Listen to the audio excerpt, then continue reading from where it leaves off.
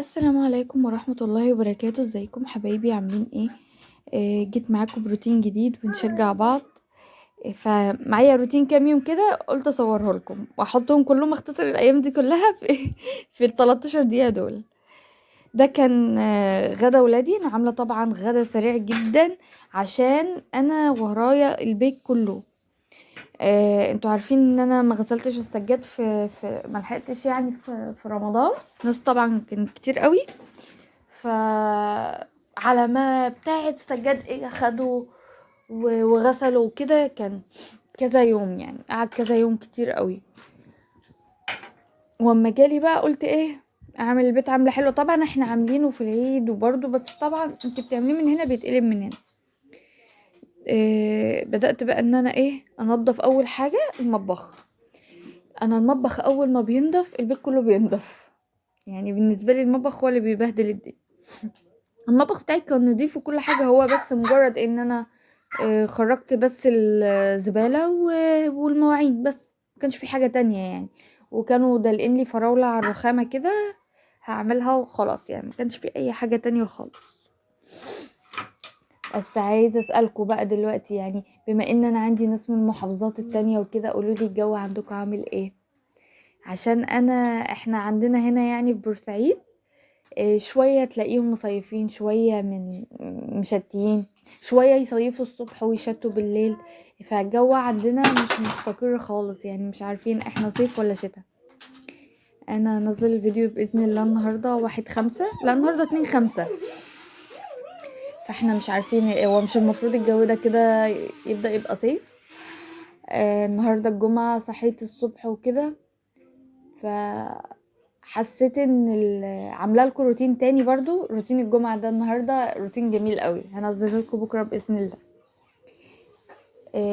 حسيت ان الصبح الجو ساقع قوي قوي، يعني بجد الجو كان الصبح تلج.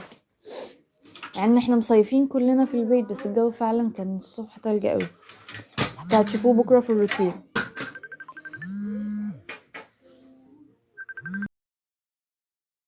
انا اسفه جالي تليفون. المهم بقى انا قررت ايه بقى. انا كنت بشوف انتوا يعني اغلبيتكم شايف ان انا مهمله جدا في القناه ديت، ولقيت حتى ناس بيتصلوا بيا بيقولوا لي ان هم عايزين يشتروها، وقالوا لي مبالغ محترمة يعني. واي واحدة كانت هتقبل بالحوار ده يعني الصراحة. بس انا تعبت في القناة دي، بس مش دلوقتي، يعني دلوقتي كسلانة فيها. في الاول تعبت جدا لغاية ما اتثبتت. بس يا حبيبي، بس يا بابا، وجالي الجواب من امريكا والحوارات دي كلها، انا تعبت قوي على ما الحاجات دي وصلت. تمام. فمش ما كنتش ناوية ابيعها بالساهل. بعد كده قلت يا بنت رويدة، طب ما الناس عايزة تشتري القناة هي، يعني اللي عايز يشتري القناة دي اكيد شايف فيها امل. بس أنا الصراحة كنت شايفة فيها امل يعني. اللي هو إيه التصوير بالاطفال صعب قوي بجد. بعد كده انا اصلا يومي عامة بفتح يوتيوب على التلفزيون، بتفرج اصلا على روتينات وناس، الحاجات دي بتشجعني جدا. فقررت بقى باذن الله يعني ان انا هصور لكم روتين، يعني كل يومين كده انزل لكم روتين. ولو عجبكم السلسلة من الفيديوهات دي قولولي ونزودها كمان. ما هي مفتوحة يا قطو، انا فتحتها لك، لسه فاتحها لك. هات. طب روح هات لي المقص. امم كده. ايوه. ف هنا بقى انا كنت هنا بعمل ايه. هنا احنا الايام دي يا جماعة كانت ايام العاصفة. اليوم اللي قبل العاصفة والكلام ده، بصوا. انا عشان ارضي شايفين الرمل اللي بينزل، مع اني تلاقيني يا قط ده، تلاقيني اصلا ايدي اول باول عشان الرخامة ديت بيضة. فاول باول ايدي فيها. تمام. بس بصوا، انا حتى لو مفيش عاصفة رملية، اللي ساكنين في الارض عارفين المعاناة دي. امسك كده يا قطو. ايام الرياح بتاعت الخمسينية دي بنتبهدل.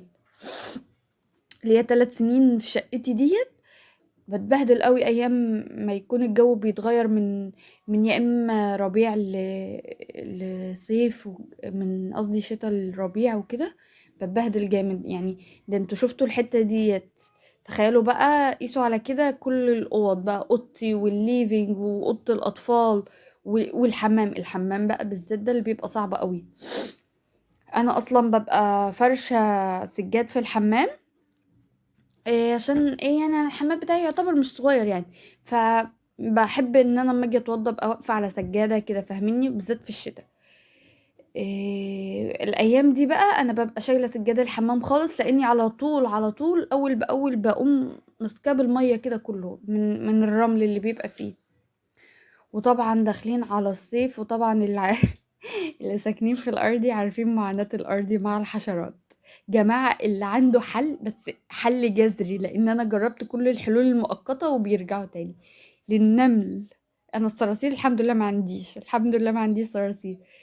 بس اللي عنده حل جذري للنمل من غير ما اقتله واشيل ذنبه، اللي هو ابعده يبعد عن البيت، يبعتهولي قولولي في كومنت، عشان حقيقي انا جسمي بيقشعر منه. وفي نفس الوقت انا بستحرم اموته يعني. سيدنا سليمان غير اتجاه جيش كامل عشان نملة. انا عشان بيتي هقوم مموتاهم، بستحرم قوي اموته. بس ما اكدبش عليكم، موتته بتاع مرتين تلاتة كده، لان بجد بيبقى صعب قوي. فاللي عنده حل يقولي. هنا الحمد لله اللحظة اللي انا بحبها قوي، اللي هي في التشاطيب بقى. الكنسة والمسح كده، كنسته ومسحت بدل ما احط السجادة، يبقى انا كنسته ومسحته ومن ورا الكاميرا يعني وكده. ساعات يعني في حاجات بقصها، بقول لكم دوت حصيلة تقريبا 3 ايام، مش يومين ولا مش يوم. فشوفوا انا مختصرة الوقت في قد ايه. ده بديل السجاد يا بنات، عشان كل اللي بيجي يكلمني على الفيس، ده بديل السجاد. دي مقاسها 3 متر في متر، 3 في 1، اسمها كده 3 في 1، تمام. هنا كنت دخلت على الانتريه، طبعا انتوا الانتريه ده هتشوفوا دلوقتي حاجة تانية بجد يعني. آه، والترابيزات الجديدة اللي انا طالباها اجت كمان، انا حطيت لكم الفيديو بتاعها هنا، مع ان هي لسه اصلا جاية من يومين. بس دخلت الفيديو هنا كمان يعني عشان تشوفوا الشكل دلوقتي النهائي كله. كل اللي بيسألني على السجاد هو عملي ولا لأ، لأن جالي رسائل كتيرة قوي منكم. هو عملي وكل حاجة، بس أنا غلطت غلطة. هو أنا ببعته يتغسل بره، تمام. فجيت مرة شفت واحدة على اليوتيوب إن هي السجاد اللي هو 3 في 1 دخلته الغسالة وكده. فبقيت مستحلياها، فاهمني، اللي هو خلاص حل في ايدي ومش هتعب فيه. كل ما يقع عليها بقعة اقوم مدخلاها الغسالة. غسلة في التانية التالتة بقى اتقطعت مني حتة.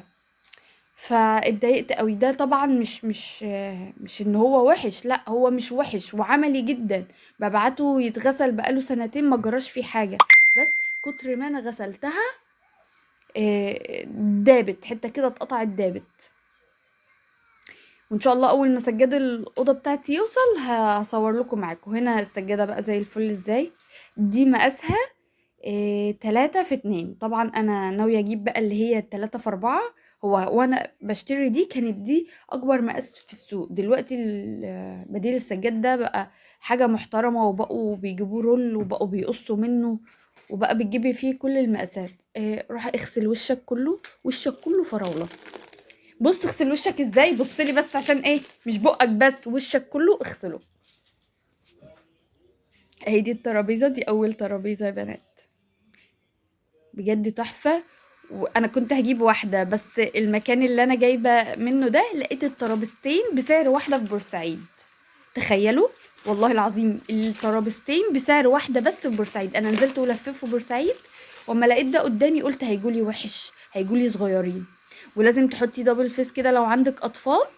لو بتشتكي ان الازاز بيقع او بيتزحلق بيزقوه كده بطرف ايديهم، حطي دبل فيس، والله فكرة تحفة. انا حطاه اهو بقاله يومين ما بيتحركش خالص. بس لازم دبل فيس نضيف، وانضف واحد تقريبا اللي هو الاحمر ده. ده ماما كانت بعتلي اكل رز وجمبري، فكنت بوريكم ان هو في علب عادية، عادي العلب اللي هي بتستخدم مرة واحدة بتترمي دي. وبصوا الترابيزة مخليها شكلها عسل قوي. فانا بحب الحاجات اللي بيبقى شكلها حلو في التصوير. خلصت اوضة الكتاكيت بقى، ظبطتها. والطرقة برضو ظبطتها. هي بنتي طبعا كان بقى لنا فترة على البلاط ف فرحانه قوي بالسجاد ومش راضيه تقوم، ومنيمه العروسه بتاعتها جنبها. شاطر. ما نشفتش وشك بالفوطه ليه؟ يلا روح نشف وشك. فين فوطتك؟ روح يلا.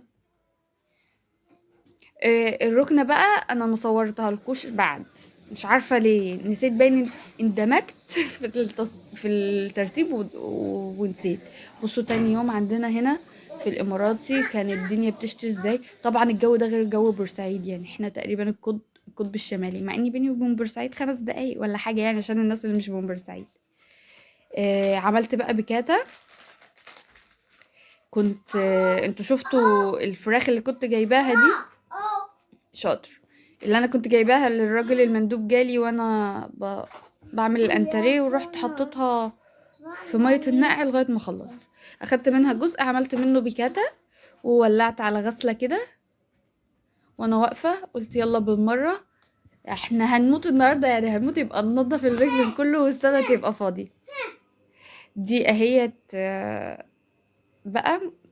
انا نقعتها ليله بعد ما اتغدينا الصراحه. طلعتها من التلاجة بقى من ميه النقع دي، وشطفتها شطفه حلوه.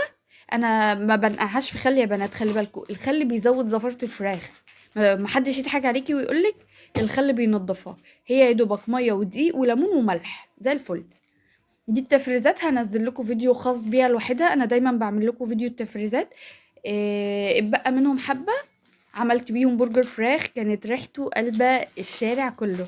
بس انا ده حطيته يتشمع في التلاجة نص ساعة، عشان قلت بقى بعد التعب ده بقى لي يومين في البيت عمالة بجري رايح جاي فيه، قلت لجوزي بقى يجيب لنا الخس والعيش.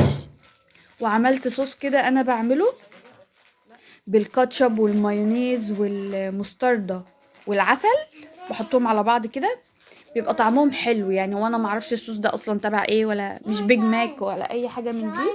حطها التلاجة، انا مش عايز. ماشي روح عينها.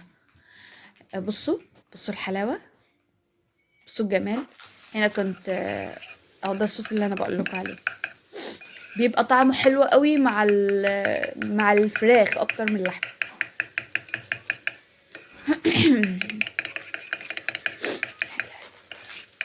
وصلتوا لغايه هنا صلوا على النبي في الكومنتات عشان اعرف ان انتوا واصلين لغايه هنا اهوت، وان انتوا شايفيني لغايه قرب اخر الفيديو.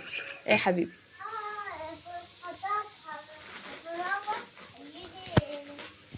شاطر شاطر. ده كان عشان بقى نروق على نفسنا بقى، احنا تعبنا نكافئ نفسنا بعد ما ناموا. طبعا لو نمت معاهم بتضايق، فلازم افصل كده شويه ان شاء الله نصايه لوحدي، واصلي القيام وانام. لو وصلتوا لهنا متنسوش تعملوا لايك سبسكرايب للقناه، تبقوا من اخواتنا وحبايبنا، واستنوني بقى في روتينات كتيره قوي قوي وافكار وحاجات كتيره هتعجبكم جدا. مع السلامه.